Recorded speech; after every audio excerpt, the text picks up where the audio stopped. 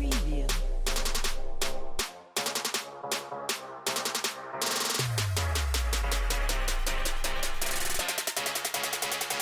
Preview.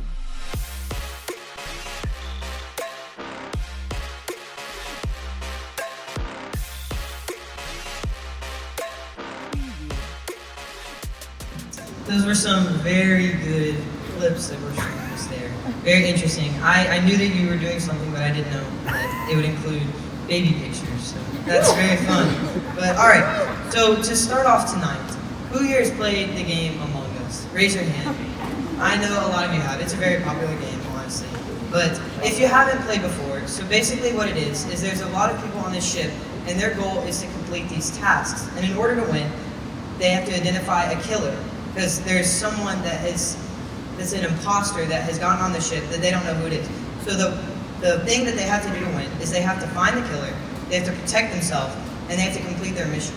So if the killer just came out right said and said, "Oh, I'm the killer," it'd be really easy to fight him, wouldn't it? Because you know exactly who it is and how to fight it. But the hardest killers to catch are the silent ones, the ones that you don't know what they are. And that leads into my sermon, because the worst kind of battles that we can face is the silent battles, because it's the ones that other people don't know about that are really hard, because we face them on our own, and it's really hard for us to do. So a lot of people, you can look around the room, and most of us probably have a battle that we struggle with. It could be depression, it could be a lot of different things, but most of us all struggle with different things. And it's a lot of the time, it's not the people that you would expect. It's the person with the biggest smile, or the person that makes the most jokes. Like, it's never the person that you expect. So that's what's so dangerous about these silent battles, is that you never know who's struggling with it, because it's really easy for us to mask it. That's something I struggled with for a long time. Is my silent battle is depression. And I tend to put on a mask whenever I don't want people to know what I'm going through. So if you go through a silent battle, just know you're not alone. The enemy tries to use this tactic of the fact that it's a silent battle to make us feel like we're alone in these battles. But that's not the case, because there's plenty of people around you, believers and non-believers, that go through the exact same thing. And so we just know that the enemy uses that to try to trick you into thinking you're all alone, and that can make it a whole lot worse. And just know that we're here, everyone's here for you, because I struggle with it, and plenty of other people do too. So my first point tonight is, don't let your struggles control your life. It's really easy for us whenever we have something bad happen, like a family member dies, or something tragic happens, or maybe you go through a breakup. It's really easy to let that control our entire life. And you can't, in order to live a successful life and like work through God, you can't be defined by your struggles and by your problems and things that happen to you. We can't let these things leak into our life. It's really easy to do that. I've had that before, where it's been points where it's gotten bad, where I can't focus on things that like I used to care about, like school and hobbies. And it's a really scary place that you don't want to be in, but you just need to know you can't let it leak into other parts of your life. That's why you need to find it and nip it at the bud before it gets worse, because the only way to fight things like that is to contain it and not let it leak into other parts of your life. Because if it leaks out, then there's no way to regain control over it. And it's not only me that struggle with this thing, it's also, there are plenty of people in the Bible that had with this. In 1 Kings chapter 19, we see that Elijah, the prophet, struggles with this too. In verse 4, it says, "While he himself went a day's journey into the wilderness, he came to a broom bush, sat down under it, and prayed that he might die. 'I have had enough, Lord,' he said. 'Take my life. I am no better than my ancestors.'"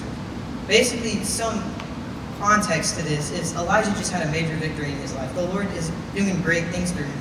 But one little thing, one problem, Jezebel is trying to kill him, and he let that leak into every other part of his life. He forgot all the good things God has done for him, and he let one problem control his life. And that led him deep into depression in a silent battle, to where he let it control all his thoughts and everything. And that's another example of what we can't do, because if we go through these battles and we let it control our life, just like Elijah said, he wanted to die. If we let it get bad enough, it can turn to that kind of point. And that's why you need to release it before it gets that bad. And it's not even just me and Elijah, but also famous people like athletes struggle with that as well. Like people such as Dak Prescott, The Rock, Michael Phelps, Serena Williams, people you think they would be happy because, oh, they have a successful life and they've had successes in the past, but they still struggle with these things. So again, it's not always the people you think. Which leads me to my second point.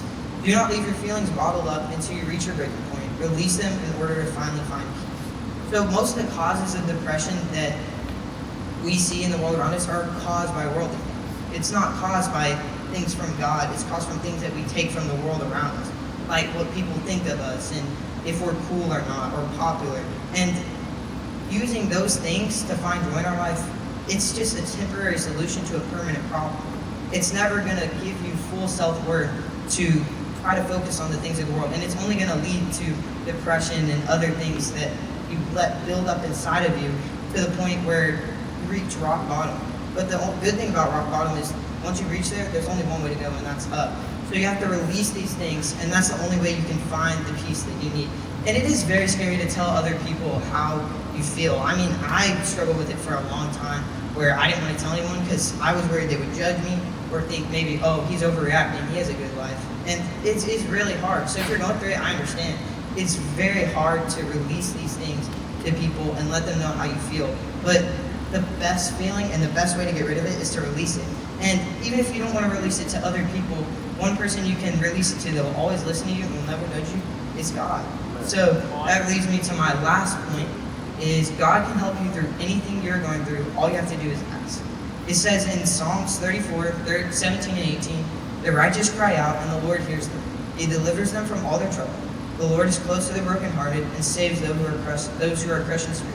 So basically, all you have to do is ask the Lord for help, and He'll give it to you because He cares about you, and He created us in order to have a relationship with us, and He doesn't want to see us struggle. So anytime we're struggling with these silent battles and we let it build up and we don't want to tell anyone because we're scared of what they'll think, God is just watching from above, just waiting for us to ask. And the second He asks, gone. That's all it takes. Is all you have to do is ask. So the strategy, what I find works best for dealing with these things is, one, talk to God, because that's the only way you're really going to find relief is from God. Because God can relieve us from any of the worldly things, anything that you're struggling with. It doesn't even have to be depression. It can be a battle with self-worth, like you don't feel like you're worthy. But there's a lot of different things, but just give it to God, and that's the best way to deal with it. But another way that I found that helps a lot is writing your thoughts down in a journal. Like, if you are feeling overwhelmed, if you write it down, it really helps to release it off your chest and go along with telling God this stuff, even if He already knows, even if it seems silly because, oh, God already knows, why would I want to tell Him? It just really helps to get it off your chest. And if you can, if you feel comfortable with it, tell someone about it, because when you tell someone else, they might have a different perspective than you have, and they may have gone through it too. Another thing is you never know who's gone through it and who struggles with it. So the best way to do it is to tell other people, because they can help you through this. And another verse that goes along with this is 1 Peter 5:7. Cast all your cares on Him, for He cares for you.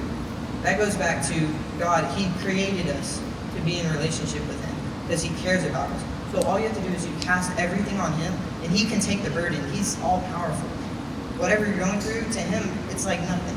So all you have to do is ask Him, and He can take it upon Himself and release you from all the struggles you've gone through. So tonight, I believe God can free you from the bondages of any silent battle. It doesn't have to be depression or self-worth. It can be anything else. You don't even have to say what it is. But I believe that God can free you from it tonight.